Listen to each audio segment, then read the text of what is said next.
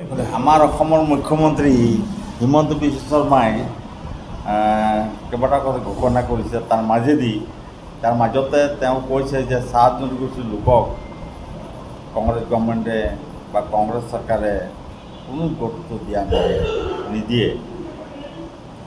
এই কথাটো লৈ আমি তাৰ ক্লিয়াৰফিকেশ্যন দিবৰ কাৰণে আজি প্ৰেছ মিট কৰিছোঁ। আশা ৰাখিছোঁ আপোনালোকৰ মাধ্যমৰ যোগেদি ইয়াৰ বহল প্ৰচাৰ কৰিব। প্ৰথম কথাটো হ'ল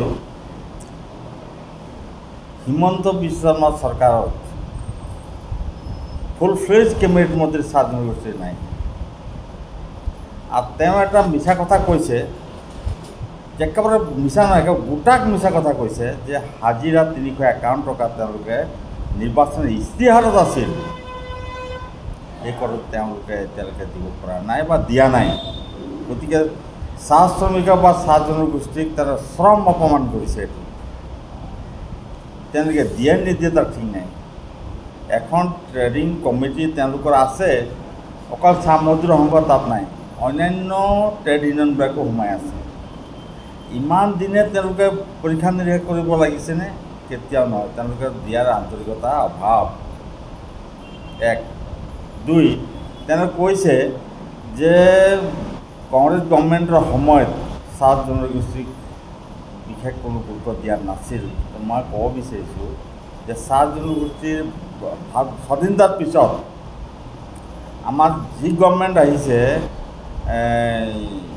কংগ্ৰেছ গভৰ্ণমেণ্ট, তাত তেওঁলোকে দিছে আমাৰ চাহ জনগোষ্ঠীৰ প্ৰতিনিধি 17-18টা প্ৰতিনিধি আছিল। তেওঁলোকৰ দিনত আজিৰ তাৰিখত মাত্ৰ 5জন বিধায়ক আছে, কৰ্তন কৰি গৈ আছে। ৰাজীয় অধিকাৰ তেওঁলোকে দিব বিচৰা নাই। কৰ্তন কৰি গৈ তেওঁলোকে এবাৰ ডিব্ৰুগড় লোকসভাৰ চিটটোকে কাঢ়ি ল'লে, ৰামেশ্বৰ তেলীৰ পলভূষণৰ চিট কাঢ়ি ল'লে।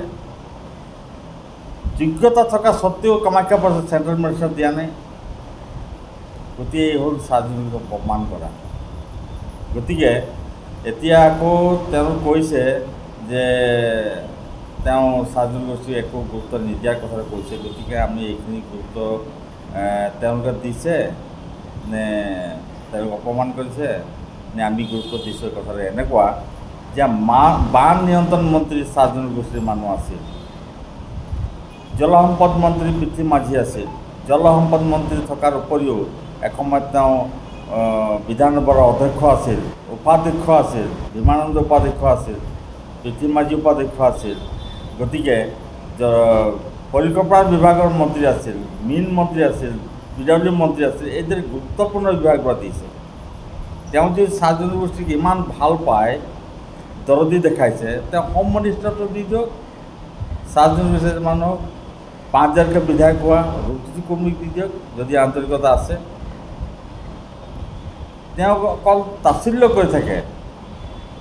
গতিকে আমি তেওঁ কোৱা কথাবিলাক আমি একদম একাষাৰ বাক্যতে নস্যাৎ কৰিছোঁ। তেওঁ কোৱা কথাটো নহয়। এতিয়া বাই ইলেকশ্যন আহিছে, আবুল তাবুল বকিছে, একোখন স্কুল আকৌ দিম বুলি কৈছে বাগিচাত। আগতে দিছে 111খন, তাৰ অৱস্থা একেবাৰে অথৈবচ। চকী বেঞ্চৰ পৰ্যাপ্ত নাই, টিউবৱেল পানীৰ ব্যৱস্থা নাই, ৰানিং ৱাটাৰ নাই, কাৰেণ্ট নাই, ইয়াৰ উপৰিও বাউণ্ডেৰী ৱাল নাই। আৰু এই স্কুল এতিয়ালৈকে চৰকাৰীকৰণ হোৱা নাই। যেতিয়াই ইচ্ছা তেতিয়া শিক্ষকবিলাকে তেওঁ উইড্ৰ কৰি দিব পাৰে। সেইখন স্কুলত এগেইনষ্টত নিযুক্তিৰ ব্যৱস্থা হোৱা নাই, চকীদাৰ হোৱা নাই, ফৰ্থ গ্ৰেড হোৱা নাই, কেৰাণী হোৱা নাই, হিন্দী শিক্ষক নাই, BSc নাই, বায়'কেমেষ্ট্ৰি নাই। গতিকে শিক্ষকৰ যিটো থাকিব লাগে সেইটো নাই। গতিকে এইটো মূৰ্খৰ বাহিৰে অন্য একো নাই। অকল দেখুৱাইছে চমক সৃষ্টি কৰিবৰ কাৰণে তেওঁ পাখোত, হিমন্ত বিশ্ব চৰকাৰ পাখোত। তেওঁলোকৰ কাম কৰাৰ ক্ষেত্ৰত যিটো হ'ব লাগে, চাহ শ্ৰমিকক অকল এটা দৃষ্টিভংগীৰে চাইছে তেওঁ, সেইটো ভোট। এতিয়া যে 100খন স্কুল বনাম বুলি কৈছে, এইটো বাই ইলেকশ্যন আছে 5-4খনমান অসমৰ সমষ্টিত। এইটো লৈ তেওঁ জিকিবৰ কাৰণে এইটো কৌশল খেলিছে। গতিকে এইখিনি কথা ক'ব লগা আছে বহুত। গতিকে আৰু জনগোষ্ঠী জনজাতিকৰণত তাতে চাহ জনগোষ্ঠী সোমাই আছে, কিয় কৰা নাই?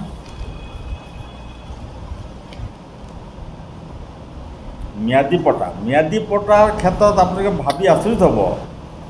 বসুন্ধৰা 1, 2, 3 আহি গ'ল, কিন্তু চাহ জনগোষ্ঠীৰ মাটি এচপৰাও বা এচপৰা মাটিৰ কাৰণে ম্যাদী পটা দিব নোৱাৰিলে। এয়া শাসনক অন্যায় নহয়নে? ইয়াৰ উপৰিও এতিয়া চাহ জনগোষ্ঠী বা আদিবাসীৰ মাজত তেওঁলোকে এটা সংঘাত সৃষ্টি কৰিব বিচাৰিছে। ইতিমধ্যে এই সংঘাত আৰম্ভ হৈছে। গতিকে আমি আশা ৰাখিছোঁ আদিবাসী ছাত্ৰ সন্থা, আৰ্চা, SMS বিজেপি চৰকাৰৰ মাজত যিটো বিজেপি চৰকাৰ যিটো সংঘাত লগাব বিচাৰে তাৰ মায়া জালত বা মুখ্যমন্ত্ৰীৰ জালত ভৰি নিদিবৰ কাৰণে আমি আহ্বান জনাইছোঁ। কৈছে যে এতিয়া মেডিকেল কলেজৰ নামভৰ্তিকৰণৰ ক্ষেত্ৰত 30টা আসন চিট কি কৰিছে? ৰিজাৰ্ভ কৰিছে। তাতে কিটিপ লগাইছে, বাগিচাত কিমান দিন তেওঁ কাম কৰিছিল তাৰ চাৰ্টিফিকেট মেনেজাৰ দিব লাগে। প্ৰাক্তন চাহ শ্ৰমিক মানে যিবিলাক গাঁৱত বসবাস কৰি আছে চাহ জনগোষ্ঠীৰ লোক, তেওঁলোকে এই ক্ষেত্ৰত বঞ্চিত হ'ব। তেওঁলোকে বাগানৰ পৰা কেনেকৈ আনিব চাৰ্টিফিকেট? বাগানৰ কাম নকৰে। গতিকে চিট আসনবিলাক অন্য মানুহ দিবৰ কাৰণে ব্যৱস্থা গ্ৰহণ কৰিছে হিমন্ত বিশ্ব শৰ্মা। 30খন আসন দিলে কি হ'ব? তেওঁ এইটো নামভৰ্তিকৰণৰ ক্ষেত্ৰত যথেষ্ট কিটিপ লগাই থৈছে। দৈনিক এতিয়া বাগিচাৰ বহুত অফিচত বহুত নিবনুৱা, শিক্ষিত নিবনুৱা তেওঁলোক অস্থায়ীভাৱে লেবাৰ ৰেটত কাম কৰি আছে। তেওঁলোকৰ কাৰণে কিবা ব্যৱস্থা কৰিছেনে চৰকাৰখনে? কৰা নাই।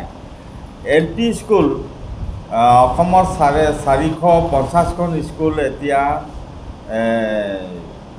দুই এটা শিক্ষক নিযুক্তি দিছে এইখন গভৰ্ণমেণ্টে, কিন্তু সৰহসংখ্যক টিচাৰ চাহ জনগোষ্ঠীৰ লোকসকল তেওঁলোকে এতিয়া ডেইলি ৰেটত খাটি আছে। তেওঁলোকৰ নিযুক্তি ব্যৱস্থাৰ কাৰণে তেনে শিক্ষিত চাম এইখিনি কথাও আছে। গতিকে হাইস্কুল আৰু মডেল স্কুলত ইমান আন্তৰিকতা যদি আছে হিমন্ত চৰকাৰত, তেতিয়াহ'লে তেওঁ 2জনকৈ শিক্ষক নিযুক্তি কিয় দিয়া নাই? 111খন স্কুল আগতে প্ৰতিষ্ঠা কৰিলে, এতিয়া 100খন কৰিম বুলিছে, এজনো টিচাৰ দিয়া হোৱা নাই। এইটো দুৰ্ভাগ্যজনক, চাহ জনগোষ্ঠীৰ অপমানজনক। এতিয়া হস্পিটেলৰ ক্ষেত্ৰত আগতে বিশাখাপট্টনম হস্পিটেল চেণ্ট্ৰেল হস্পিটেল আছিল, লংচল চেণ্ট্ৰেল হস্পিটেল আছিল, তাত ডাক্তৰ আছিল, এটা হওক দুটা ডাক্তৰ আছিল, নাৰ্ছ আছিল, পৰ্যাপ্ত দৰৱ পাতি আছিল, সেইবিলাক এতিয়া বন্ধ হৈ গৈছে। বিশাখাপট্টনম চাহ বাগিচা কেন্দ্ৰ হস্পিটেল, লংচল চাহ বাগিচা কেন্দ্ৰ হস্পিটেল, নৰ্থ বালিজান চাহ বাগিচা কেন্দ্ৰ হস্পিটেল, দিৰিয়াল চাহ বাগিচা কেন্দ্ৰ হস্পিটেল, মোনাবাৰী চাহ বাগিচা কেন্দ্ৰ হস্পিটেল, ফুলবাৰী চাহ বাগিচা কেন্দ্ৰ হস্পিটেল সম্পূৰ্ণ বন্ধ হৈ গৈছে। এইবিলাক চৰকাৰে চকু দিয়া নাই। এতিয়া মেডিকেলত পঠিয়াই এম্বুলেঞ্চ দিছে বাগিচাবিলাকত, কিন্তু ডাক্তৰ দিয়া নাই, পৰ্যাপ্ত ঔষধ দিয়া নাই, যাৰ কাৰণে হাহাকাৰ সৃষ্টি হ'ব লাগে। চাহ শ্ৰমিকসকল বছৰেকত এবাৰ যেতিয়া বেমাৰ আজাৰ কিবা এটা হয়, মেডিকেল কলেজত গৈ পেলাই তেওঁলোকে হাহাকাৰ সৃষ্টি কৰিব লগা হয়। বাগিচাৰ মানুহৰ ৰেচন পাতি যিটো পাব লাগে, যেনেদৰে পৰ্যাপ্ত পৰিমাণে ৰেচন কাৰ্ড নাপায়, তেওঁলোকৰ আধাৰ কাৰ্ড লাগে, কিবা লাগে, কাৰ্ড নাই, বৃদ্ধ পেঞ্চন নাই। এতিয়া অসমৰ বহুত চাহ বাগিচাত তেওঁলোকে চৰকাৰখনে ONGC নামত হওক, অইলৰ নামত হওক, 4 লেন নামত হওক উচ্ছেদ আৰম্ভ কৰিছে। এইটো আচলতে চাহ জনগোষ্ঠীৰ নাম নিচান মিটাই দিব বিচাৰিছে, তেওঁলোকে বিলুপ্ত কৰিব বিচাৰিছে। গতিকে আমি ক'ব বিচাৰিছোঁ অৰুণোদয় চাহ বাগিচাত দিয়া নাই। তেওঁলোকে যিখিনি কাম কৰিছে চাহ শ্ৰমিকক যেনেদৰে দিব লাগে দিয়া হোৱা নাই। গতিকে অপমান কৰিছে তেওঁলোকে দিয়া নাই। গতিকে চাহ বাগিচাত যিবিলাক উচ্ছেদ কৰিছে, সেই উচ্ছেদৰ কাৰণে আমি ক'ব বিচাৰিছোঁ, আমি কংগ্ৰেছ গভৰ্ণমেণ্টে, যে এই উচ্ছেদ যিবিলাক হৈছে বিভিন্ন কাৰণত তেওঁলোকক কিন্তু ৰাষ্ট্ৰীয় সেউজ ন্যায়াধিকৰণৰ যোগেদি ক্ষতিপূৰণ দিব লাগিব। কাৰণ তাত হাতী কৈদৰ আছে, চৰাই চিৰিকটি থাকে, সাপকে ধৰি বিভিন্ন প্ৰজাতিৰ চৰাই চিৰিকটি এইবিলাক থাকে। গতিকে এইবিলাক বিনষ্ট হৈছে। এতিয়া বাগিচা উচ্ছেদ নহ'লে তাত নিৰাপদ নিশ্চিত থাকে তেওঁলোকে। গতিকে আমি ভাবিছোঁ এইখিনি কথা চৰকাৰখনে গুৰুত্বকে ল'ব লাগে। গতিকে এটা কথা নিশ্চিতভাৱে শেহতীয়াকৈ আকৌ কৈছোঁ যে চাহ জনগোষ্ঠীৰ লোকক কংগ্ৰেছ চৰকাৰে অপমান কৰা নাই, যথাযথ সন্মান দিছে, কৈ গ'লোঁ। কিন্তু চূড়ান্তভাৱে অপমান কৰিছে আৰু অৱহেলা কৰিছে বিজেপি চৰকাৰে। যে মাটিৰ ক্ষেত্ৰত আৰু বিভিন্ন ধৰণৰ ক্ষেত্ৰত চাহ শ্ৰমিক আৰু চাহ জনগোষ্ঠীক অপমান কৰা দেখা গৈছে। মুখ্যমন্ত্ৰীয়ে অকল চমক সৃষ্টি কৰিছে। এতিয়া বাই ইলেকশ্যন আছে, এইবিলাক কথা গাইছে। গতিকে এইখিনি কথা আপোনালোকক জনালোঁ।